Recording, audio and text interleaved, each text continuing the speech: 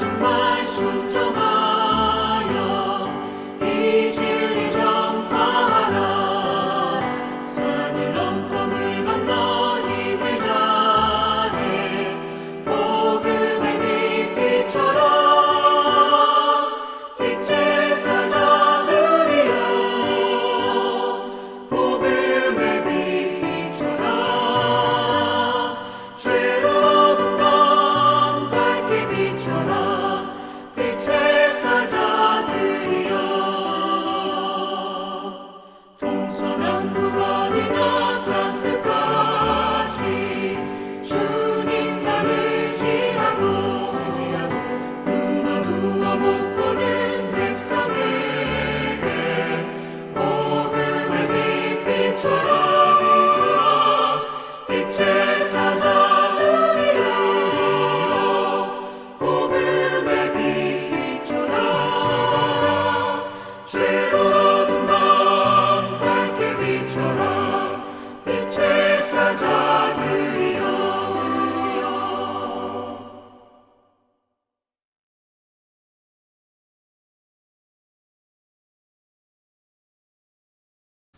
십자가를 향한 주님의 길을 묵상합니다. 우리가 겪고 있는 지금의 이 고난 속에서 주님을 발견하게 하옵소서. 광야 같은 이 현실 속에서 불평하고 절망하기보다는 주님의 사랑과 사명을 묵상하는 시간으로 우리를 이끄소서. 그리고 우리에게 주어진 그 십자가를 더 굳건히 붙잡게 하옵소서. 자비하신 하나님, 온 세계가 신음하고 부르짖는 소리들에 귀 기울여 주옵소서. 저 예굽에서 신음하던 이스라엘 백성의 부르짖던 소리를 들으신 그 긍휼로 오늘 세계 곳곳에서 전염병의 고통과 두려움 속에서 신음하는 모든 이들의 부르짖음에 귀 기울여 주옵소서. 그리고 이 절망의 광풍과 파도를 꾸짖어 잠잠하게 하옵소서. 위로하신 하나님, 힘든 일이 닥치면 약한 사람, 가지지 못한 사람들이 더 먼저 어려움에 처합니다.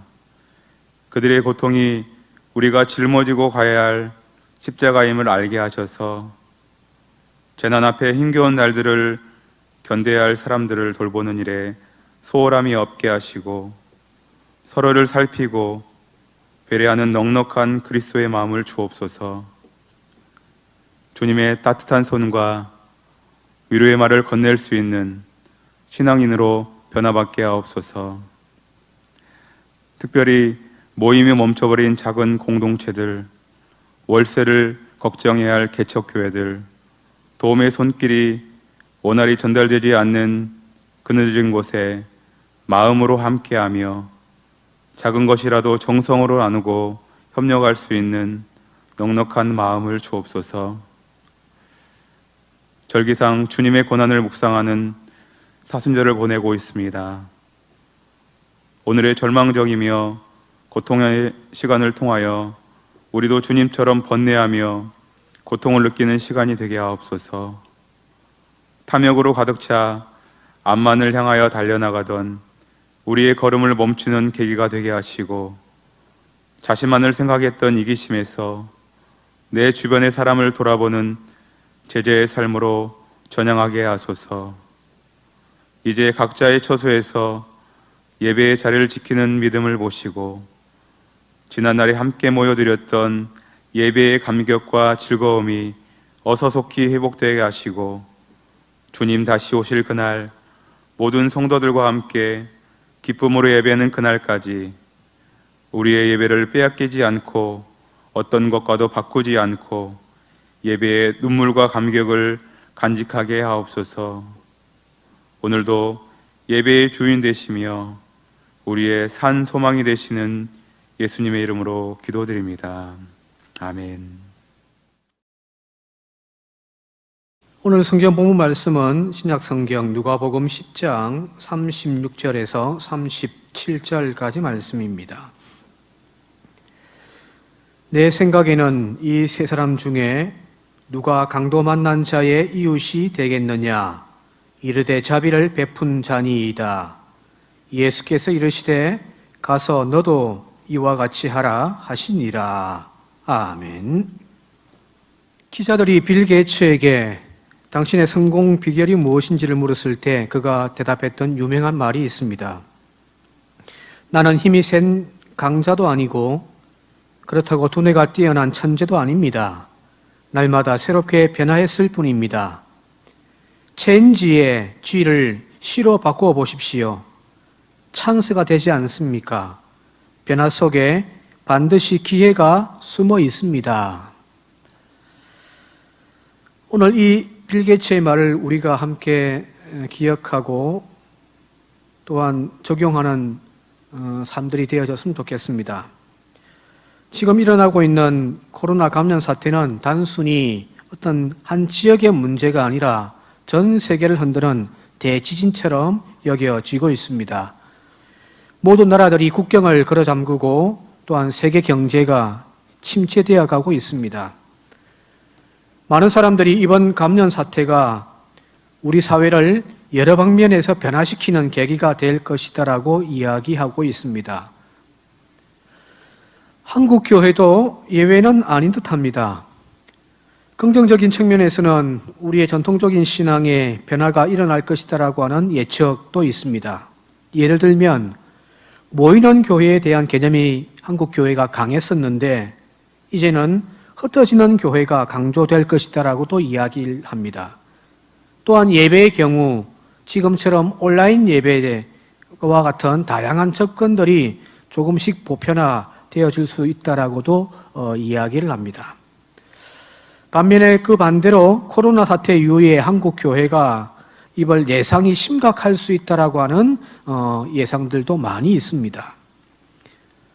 그러나 빌 게이츠의 말처럼 변화 속에 반드시 기회가 숨어 있다라는 것을 우리는 명심했으면 좋겠습니다. 우리 안에 잘못되어진 간섭과 관행들을 반성하고 또한 그것을 온전히 고칠 수 있다면 다시금 교회는 세상의 빛이요 소금의 온전한 신앙 공동체로 거듭날 수 있는 절호의 기회가 될 것이라고 생각합니다.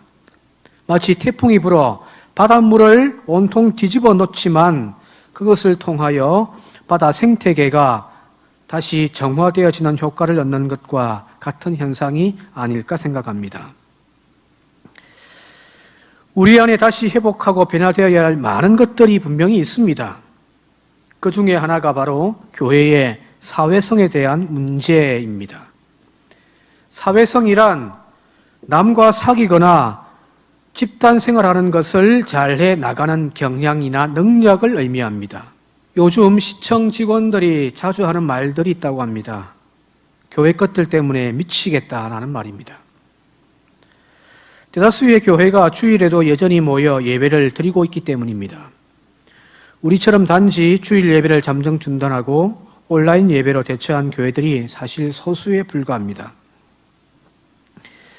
물론 교회들이 전혀 정부 시책에 동참하지 않는 것은 아닙니다. 수도권이나 서울 그리고 대구 경북 같은 지역의 교회들은 정부의 정책에 적극 참여하는 교회들이 대다수입니다. 비록 모여 예배를 드린다 할지라도 나름대로 방역 대책을 세우고 적은 인원들만 참석할 수 있도록 유도하고 또 교인들의 간격을 잘 유지하는 그런 노력들을 하고 있는 걸로 알고 있습니다. 문제는 몇몇 교회의 일탈적인 행동과 또 고집스러운 모습 때문에 교회 전체가 세상으로부터 욕을 먹고 있다고 보는 것이 아마 맞을 듯합니다. 사실 교회가 전혀 사회성이 결여되어진 것은 아닙니다. 대다수의 교회들이 지역사회에 선하고 아름다운 일들을 많이 감당하고 있습니다. 복지사업이라든지 지역을 돌보는 선교사업들에 매년 수많은 금액들이 지출되고 있는 것이 현실입니다. 그럼에도 불구하고 지역을 섬기고 선한 사업들이 많이 시행되고 있음에도 불구하고 교회가 욕먹고 있는 이유가 무엇일까요? 한국 교회에 그 밑바닥에 깔려 있는 이분법적인 사고 때문이다라고 많은 사람들이 이야기를 하고 있습니다. 즉 한국 교회가 지나친 선민 사상에 사로잡혀 있기 때문이다라는 겁니다. 세상과 구별된 거룩함을 주장하면서 세상 속에 깊이 스며들어가지 못하는 것이 사실입니다. 손으로는 세상을 향하여 숨기고는 있는데 가슴과 머리로는 그들을 차별하고 있고, 이것으로 말미암아 세상과 함께하지 못하는, 즉 물과 기름처럼 섞이지 못하는 것이 한국 교회의 현실입니다. 그들의 삶의 현장 한가운데로 들어가서 그들의 아픔을, 또한 그들의 신음하고 있는 것들을 함께 살로 부딪히며 선교하는 것이 아니라 물과 기름처럼 구별되어 단지 은혜를 베푸는 정도의 수준으로 교회가 세상을 대하고 있다는 이야기입니다. 이 땅에 복음을 들고 들어온 수많은 선교사들이 있었습니다. 그러나 우리가 그 헌신과 그들의 아름다운 삶의 모습들을 기억하고 우리의 기억 속에 품고 있는 선교사들은 하나같이 이 땅에 자신의 목숨을 내어놓고 이 땅과 이 민족을 그리스도의 가슴으로 품고 사랑했던 선교사들입니다. 최초의 선교사 토마스 선교사라든지 헐버트 선교사, 마포 삼열, 그런 선교사들입니다. 지금의 한국 교회는 그동안 선한 손은 가졌지만 그 이웃을, 즉 세상을 향하여 공감하고 끌어안고 따뜻한 가슴으로 함께하는 일들이 부족했던 것들이 사실입니다.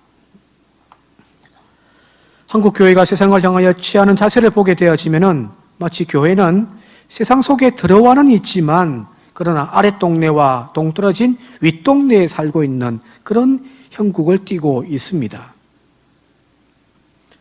내가 너희를 위하여 수고하고 사랑을 베풀지만 나는 태생적으로 너희는 달라, 너희와 달라 라고 말하는 것과 같습니다. 이런 우리를 향하여 주님은 오늘 성경 본문 말씀을 통하여 귀중한 가르침을 우리에게 전해주고 있습니다. 오늘 성경 본문 말씀은 우리가 잘 알고 있는 선한 사마리아인의 비유입니다. 어떤 사람이 예루살렘에서 여리고로 내려가다가 강도를 만나게 되어집니다. 그리고 강도는 이 사람을 때려 가진 모든 것을 빼앗고 반쯤 죽여버립니다. 마침 한 사제가, 즉 제사장이 그 길로 내려가다가 이 사람을 목격하지만 이 제사장은 모른 척 그냥 스쳐 지나가 버립니다. 그 뒤를 이어 레위 사람도 그곳을 지나가지만 마찬가지로 그곳에 쓰러져 있는 이 사람을 목격하지만 그냥 스쳐 지나가 버리고 맙니다. 그런데 그 길을 걸어가던 어떤 사마리아 사람은 그의 옆을 지나가다가 그를 발견하고 척연지신 마음으로 그에게 다가가서 그의 상처를 싸매고 또한 기름과 포도주를 붓고 싸매어 나귀에 태워 여관으로 데려가 그를 간호해 주었다라는 비유의 이야기입니다. 여기 먼저 쓰러져 있던 사람을 발견했던 제사장과 레위인의 행동에 대하여 무조건 그들이 나쁘다, 잘못했다라고 말할 수는 없습니다. 이들의 직분은 제사장이며 레위인입니다. 이들은 제사장과 레위인으로서 자신의 직분에 충실했을 뿐입니다. 제사를 집례하는 제사장으로서 율법이 금하고 있는 자신의 몸을 부정케 하는 일을 그들은 피하여 갔을 뿐입니다. 그러나 더 중요한 것이 무엇인지 예수님은 이 비유를 통해 우리에게 말씀해 주고 있습니다. 그것은 곧 돌봄이며 관계성이며 또한 보살핌이라는 이야기입니다. 다 죽어가고 있는 사람이라 할지라도 그냥 스쳐 지나가서는 안 된다라는 겁니다. 아무리 율법에 죽은 자를 만져서는 안 되며 피 흘린 자와 접촉을 금하는 제사장과 레위인이라 할지라도 또한 제사를 집례하기 위하여 성결을 유지해야 한다라고 하는 율법이 있다고 할지라도 그것보다 더 중요한 것은 죽어가는 생명을 그냥 내버려 두고 가는 것은 결코 의롭지 못한 행동이다라는 이야기입니다. 제사장으로서 거룩함을 유지하는 것보다 더 근본적이며 중요한 것은 생명을 살리는 일이며 죽어가는 사람을 돌보는 자비의 마음입니다. 그래서 호세아서 6장 6절에 나는 인애를 원하고 제사를 원하지 아니하며 번제보다 하나님 아는 것을 원하노라. 이것이 하나님의 마음입니다. 이 오늘 본문 말씀을 오늘 교회를 향하여 적용해 보고자 합니다. 지금 교회는 교회가 가져야 할 신앙의 기본을 지키고자 또한 고수하려고자 몸부림치고 있습니다. 예배를 생명처럼 여기고 교회가 유지될 수 있는 최소한의 것들을 지키려고 몸부림치고 있습니다. 그것이 교회의 정체성이라고 생각하고 있기 때문입니다. 이것은 잘못된 것이 아닙니다. 즉, 교회는 제사장과 같은 존재입니다. 세상에서 구별되어 하나님을 예배하는 일을 그 존재의 의미와 가치로 여기는 것이 맞습니다. 그렇게 해야만 합니다. 그런데 주님은 이 선한 사마리아인의 비유를 통해서 사람이 지금 죽어가고 있고 생명의 위중을 다투는 이 시간에 자신의 제사장직만을 고집하며 그 강도 만난 자를 피하여 가버리는 제사장과 또한 레위인을 책망하고 있다는 사실을 우리는 기억해야 할 것입니다. 오히려 선택받은 백성이요 거룩한 직분이라고 하는 제사장과 레위인보다 생명의 위중함 앞에 가장 인간적인 행동을 취하였던 사마리아인이 주님은 더 선한 사람이라고 말씀하고 계십니다. 그 사마리아의 행동이 의롭기 때문이 아닙니다. 그가 행한 것은 가장 상식적인 행동을 했을 뿐입니다. 오늘날 교회가 세상으로부터 비난받는 이유는 바로 이것이 아닐까 생각합니다. 자신들의 거룩함, 자신들의 존재 근거를 고집하는 그리스도인과 교회를 세상 사람들은 이해할 수 없다고 말합니다. 그들의 무지와 어리석음일 수도 있습니다만은 그러나 가장 상식적인 일조차 하지 않고 있기 때문은 아닐까 우리 스스로를 되돌아보았으면 좋겠습니다. 이 선한 사마리아인의 비유를 통해 지금 우리에게 중요한 것이 무엇인지를 살펴보아야만 합니다. 달리 표현하면 하나님의 뜻이 무엇인지를 우리는 알아야만 합니다. 교회의 제사장직도 우리가 포기할 수 없는 소중한 직무이며 가치이겠지만은 또한 교회가 죽어가고 있는 세상을 외면하지 않고 그들을 부둥켜 안고 그들을 살려내는 몸부림, 바로 이 몸부림은 자신의 옷을 더럽힐지라도 또한 부정해져 제사장 직분을 잠시 동안 멈춰야 할지라도 스스럼 없이 자신을 내려놓고 생명이 위독한 자를 부둥켜 안고 치료하는 것, 즉 선한 사마리아인으로서의 교회가 오늘 이 땅에 세워진 교회의 존재의 이유임을 우리는 알아야만 할 줄 믿습니다. 자, 이제 우리가 이것을 이루기 위하여 해야 할 것은 자기를 내려놓음이 필요할 때입니다. 자신을 내려놓고 내어주지 않고서는 그들과 함께 할 수 없기 때문입니다.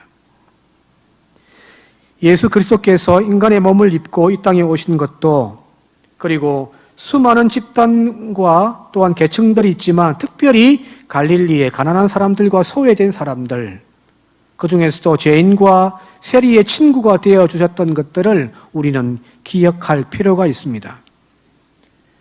주님은 그들처럼 먹고 마시며 즐겼습니다.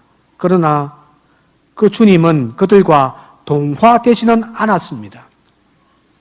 오히려 그들을 변화시키고 그들을 하나님의 자녀로 회복시키는 사역을 감당하셨던 것이 바로 예수님의 사역입니다. 12년 혈루증을 앓았던 여인의 치유 사건, 이 사건이 예수님의 사역의 본질을 잘 보여주는 이야기가 아닐까 생각합니다. 이미 여러 차례 설교를 통하여 말씀했습니다마는 이 12년 혈루증을 앓았던 연인은 부정한 자입니다. 율법에 의해서 정한 부정한 자이고 그와 접촉한 사람들마저도 부정해지는 그런 연인입니다. 그런데 이 여자가 자신의 병을 고침받기 위하여 예수님 뒤를 몰래 쫓아와서 예수님의 옷자락을 만졌습니다. 그 순간 이 여인의 병의 근원조차 깨끗하게 되어지는 치유의 역사가 나타나는 기적을 경험하게 되어집니다. 여기 보십시오. 이 연인과 접촉하는 자, 즉 이 연인이 예수님을 만졌지만 예수님이 부정하여 지진 않았습니다. 오히려 그를 만짐을 통하여 이 연인이 깨끗하여지고 변화받는 역사가 나타난 것입니다. 이것이 예수님의 능력입니다. 오늘 교회가 해야 할 일은 바로 이것이 아닐까 생각되어집니다. 물과 기름처럼 무조건 섞이지 않고 구별되어진 삶을 살아가는 것도 물론 거룩의 삶이겠습니다마는 오늘 성경 본문 예수님의 가르침을 통하여 주님께서는 우리에게 내 자신을 내려놓고 그들을 보듬켜 안고 오히려 그들을 치유하는 교회가 되기를 바란다라고 우리에게 말씀하고 계신 줄 믿습니다. 또한 이 비유를 통해 예수님께서 들려주는 또 한 가지의 가르침이 있습니다. 오늘 본문 말씀의 앞부분에 보게 되어지면은 율법학자가 예수님에게 다음과 같은 질문을 던집니다. 29절입니다. 그 사람이 자기를 옳게 보이려고 예수님께 여짜오되 그러면 내 이웃이 누구이니까? 내 이웃이 누굽니까? 라고 묻고 있습니다. 그런데 그 사람의 의중을 성경은 이렇게 표현하고 있습니다. 자기를 옳게 보이려고. 즉, 이 율법학자는 오늘 우리들처럼 스스로 의롭다고 여기는 마음이 가득 차 있는 사람입니다. 당시 유대인들을 비롯한 유대 지도자들은 자신들의 이웃의 범주에 이방인이나 나그네 혹은 사마리아인이나 창기, 세리와 같은 부류의 사람들은 배제시켜 놓고 있었습니다. 즉, 그들에게 있어서 그들은 이웃이 될 수가 없었습니다. 따라서 자신을 의롭게 여기는 이 율법학자에게 내 이웃은 누구입니까? 라고 하는 이 물음에는 앞서 이야기했던 세리와 창녀, 나그네, 사마리아인 그런 사람들은 배제되어 있습니다. 내가 사랑해 줄 수 있는 사람으로 제한되어져 있죠. 바로 이런 자세는 예수님의 비유에 등장하는 제사장과 레위인들의 행동과 전혀 다를 바가 없습니다. 그런데 자세히 들여다보면은 이 주님의 최종적인 답변은 이 율법학자의 물음과 조금 다르게 대답하고 있음을 알 수가 있습니다. 36절과 37절입니다. 내 생각에는 이 세 사람 중에 누가 강도 만난 자의 이웃이 되겠느냐? 또 37절에 예수께서 이르시되 가서 너도 이와 같이 하라 하시니라. 다시 한 번 더 요약하자면 율법학자의 물음은 나의 이웃이 누구입니까? 였습니다. 그런데 주님의 대답은 그 강도 만난 자의 이웃이 누가 되겠느냐라고 오히려 답을 바꾸어 묻고 있습니다. 주님의 관점은 강도 만난 사람의 이웃이 누군가입니다. 즉, 율법학자의 물음과 예수님의 답변에는 관점의 차이가 있습니다. 내 이웃이 누굽니까? 그 강도 만난 자의 이웃이 누구이겠는가? 다르죠. 예수님의 이 질문은 다른 말로 바꾸면은 너는 어떤 부류의 이웃이냐라고 우리에게 도전을 던지고 있습니다. 그리고 그 자리에서 내려와야 한다. 그들의 진정한 이웃이 되기 위하여 그 교만과 아집에서 내려오지 않고서는 우리는 영원히 그들의 이웃이 될 수 없다라고 하는 가르침을 우리에게 주고 있는 것은 아닐까요? 거룩하다고 스스로 자랑하는 제사장, 율법학자의 자리에서 차별적인 시선으로 이웃을 바라보는 것이 아니라 우리의 이웃의 자리인 그 세상의 관점에서 다시금 우리를 바라보는 시선의 변화가 지금 필요한 때입니다. 사회성이 결여된 아이들을 치료하기 위한 방법으로 심리학자들은 병원놀이라고 하는 어떤 역할놀이를 적극 추천합니다. 고집이 세고 자기 주장만 내세우고 다른 사람들에게 양보하지 않는 등 이런 사회성이 부족한 아이에게 역할놀이는 아주 효과적인 방법이라고 이야기합니다. 여러 가지 상황과 사건들을 통해 다른 사람의 감정을 이해할 수 있도록 해주고 또한 자신과 똑같은 행동을 바라봄을 통하여서 자기 자신을 객관하여 볼 수 있는 그런 어떤 방법을 취하는 것이 바로 역할놀이입니다. 쉽게 말하면은 사회성의 결에 대한 고집스러운 아이를 의사의 역할을 맡기고 다른 사람들은 이 아이와 똑같은 행동을 함을 통하여서 이 아이로 하여금 자신의 했던 행동들이 얼마나 나쁜 것인가를 스스로 깨닫게 만드는 겁니다. 그리고 이 의사 역할을 맡고 있는 이 아이가 그 행동에 대하여서 이제 치료의 방법으로 약을 제시해 주는, 그래서 자기 스스로가 자기의 답을 찾도록 도와주는 그런 어떤 역할놀이 방법입니다. 바로 이 놀이는 관점의 변화에 대한 이야기입니다. 자신의 행동이 무엇이 문제인지 타인의 시선을 통하여 볼 수 있도록 도와주는 것이죠. 그리고 그것을 고치기 위하여 어떤 행동을 해야 하는지를 스스로 찾아 제시하도록 하는 그런 좋은 효과의 방법이라고 합니다. 아이를 치료하는 이 방법은 바로 자신의 고집스러운 자리가 아니라 타인의 자리에 서서 자기 자신을 다르게 보기를 시도함을 통하여서 이루어지는 효과입니다. 그래야 할 때 자신의 행동이 객관적으로 보여지고 또한 무엇이 문제인지를 비로소 알게 되어집니다. 교회의 문제를 치료하는 방법도 마찬가지입니다. 우리의 자리에서 우리를 정의 내리고 평가하는 것이 아니라 세상의 관점과 그 세상의 자리에서 우리를 바라보는 것이 더 효과적일 수가 있습니다. 지금까지 우리가 해왔던 대로 우리의 이웃이 누구인지를 찾기보다는 그들의 이웃이 되기 위하여 우리가 어떤 존재이어야 하는지를 다시 물을 필요가 있습니다. 마태복음 5장 14절에서 16절까지 주님께서는 산상수훈에서 이렇게 말씀하고 있습니다. 너희는 세상의 빛이라. 산 위에 있는 동네가 숨겨지지 못할 것이요 사람이 등불을 켜서 말 아래에 두지 아니하고 등경 위에 두나니 이러므로 집안 모든 사람에게 비치느니라. 이같이 너희 빛이 사람 앞에 비치게 하여 그들로 너희 착한 행실을 보고 하늘에 계신 너희 아버지께 영광을 돌리게 하라. 아멘. 우리의 착한 행실을 등경 아래가 아닌 등경 위에 드러내어야 합니다. 그동안 우리는 이 등불을 교회 안에만 가두어 두었었습니다. 이제 이 등불을 세상을 향하여 비치도록 사용해야만 합니다. 그래야 할 때 세상도 더욱 밝아질 것이며 교회는 세상의 진리의 등불로 제 역할을 이제 감당할 수 있을 줄 믿습니다. 오늘 우리의 교회가 저와 여러분들이 바로 세상의 등불로 다시금 밝혀지는 은혜가 있기를 바랍니다. 이제 말씀을 마치고자 합니다. 처음 빌 게이츠의 명언처럼 코로나19 감염으로 인한 교회의 여러 가지 변화는 어쩌면 교회가 새롭고 건강하게 일어설 수 있는 선하고 아름다운 좋은 기회가 될 것으로 믿습니다.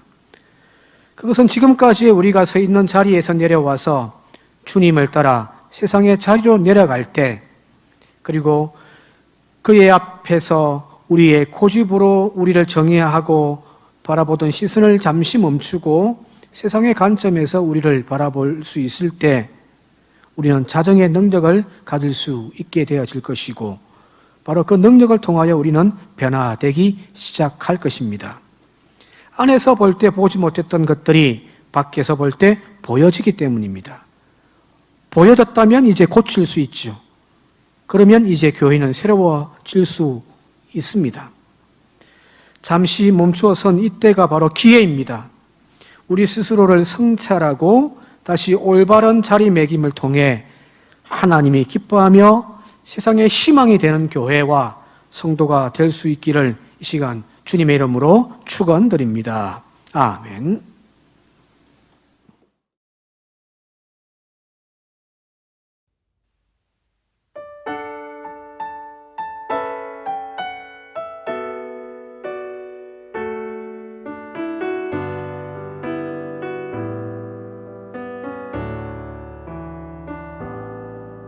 주선한 능력으로 안으시네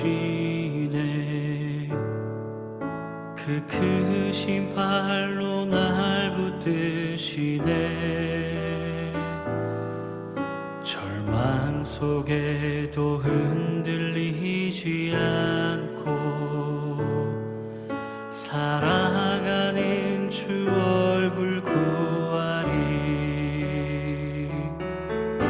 주 선한 능력으로 안으시네.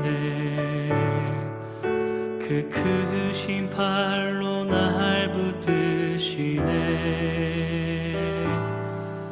절망 속에도 흔들리지 않고 사랑하는 주 얼굴 구하리. 선한 능력으로 일어서리. 주만 의지하리. 믿음으로 우리 고대한에 주 오실 그날 영광의 새날을 맞이하리. 이전의 괴로움 날에 워싸고 고난의 길을 걷는다 해도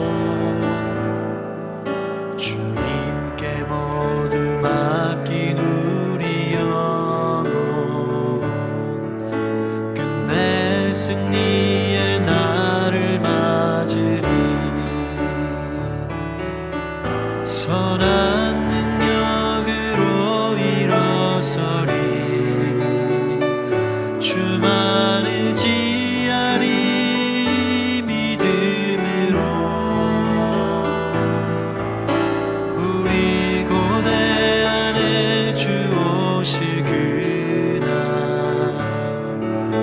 영광의 새날을 맞이하리. 주님이 마신 고난의 승자는 우리도 감사하며 받으리. 주님의 남은 고난 채워가며 예수와 복음 위에 살리라. 선한 능력으로 일어서리. 주만 의지하리. 믿음으로 우리 고대한에 주 오실 그날 영광의 새날을 맞이하리.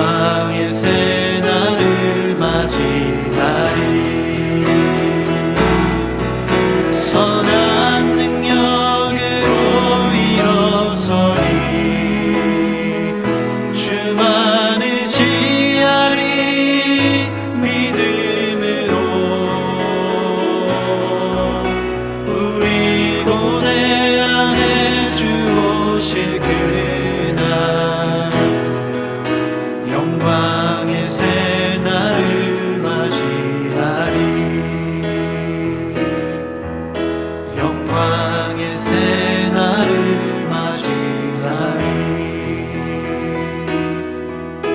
영광의 새 날을 맞이하리.